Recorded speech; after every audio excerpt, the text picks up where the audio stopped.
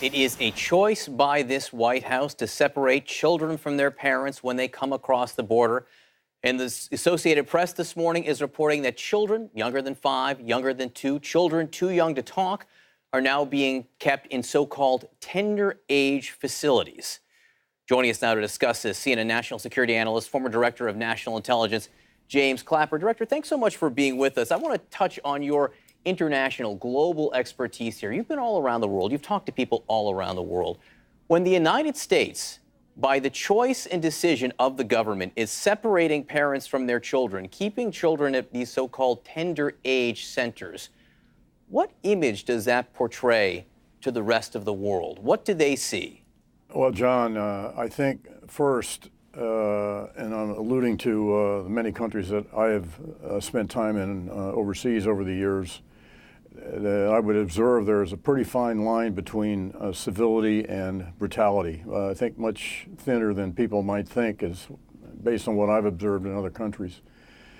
And so I think it's very disturbing to our friends and allies, and probably satisfying to our adversaries. So this is not good in any measure, particularly from the standpoint of the international image. You know, the United States is known as a beacon of freedom and justice, and a haven for the downtrodden, the weak, and this is not consistent with, it doesn't comport with our values and our standards. So it's very disturbing, I think, to people overseas. You say there's a fine line between civility and brutality. In your view, does this cross that line? Well, it certainly it shows the line is, at least in this instance, is eroding. I'll put it that way. You, of course, have worked in national security for decades. There is a genuine concern. There are questions. There are needs at the border when it comes to security. Do any of these measures, well, what are the biggest risks that you see, and do the measures that this White House has chosen to take address them? Well, I don't think that, again, focusing on the image, both you know, what you hear and what you see with these children being ripped away from their parents, you know, I don't quite see how that's congruent with what the real threat is, which are terrorists, druggies, etc. So I don't see how this particular program contributes to enhanced security. I get it on the need for border security, no question about it, but there has got to be a better way than this. The White House says that these parents are breaking the law. They're breaking their law when they cross the border, and they need to be treated as if they're breaking the law. These parents sometimes, they say, go on to lives of crime. They say these children, if not cared for by their parents, end up in MS-13. Is that a genuine risk in your mind? Well, it may be. I don't know the facts here, but I suspect that it's, you know, not very many cases of that. And I think this is, if this is the rationale for it, it is overkill by a long stretch.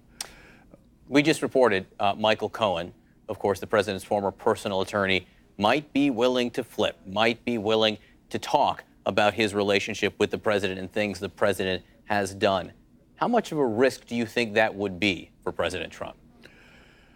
Well, I don't have any inside baseball insight here, John, but I think potentially, given Michael Cohen's long history as President Trump's fixer, that it's potentially, I think, you know, raises the vulnerability for the president, the legal jeopardy for him, I would guess. But again, I don't know. But I think it's interesting that he's seen the reality of the situation, and it appears to be lawyering up with a competent defense attorney.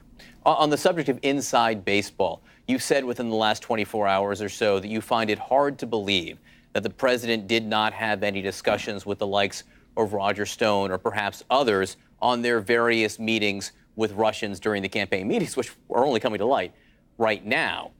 You say you find it hard to believe. Do you have any inside knowledge of that, or is that just speculation? Well, no, this actually goes back to when I was still in the government, still a DNI, and you know, we began to see the frequency of meetings between various associates of either the Trump campaign or the Trump enterprises meeting with Russians. And now we have yet another revelation of a meeting with Russians. And of course, it's fallen into a very familiar pattern for us where the media finds out about these meetings, and then, of course, the participants protest innocence, and nothing burgers, nothing came of them.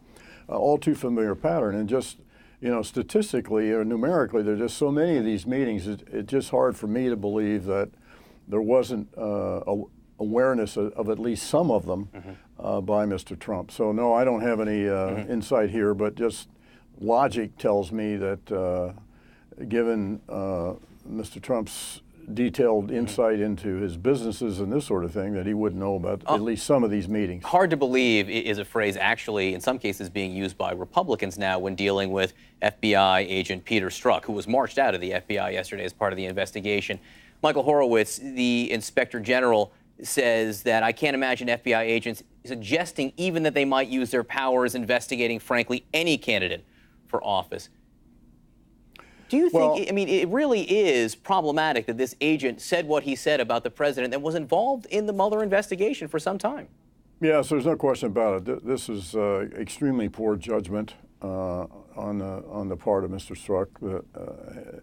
And unfortunately, it reflects negatively on the entire FBI, which I think is very regrettable. And I will say, though, that at least as far as I understand the IG report, there was no political bias that had any influence on any decisions that were made in the course of the investigation. In the Clinton email investigation, they haven't ruled yet on the Mueller investigation. We'll find out about that going forward. James Clapper, thanks so much. We'll be right back. Thanks, John.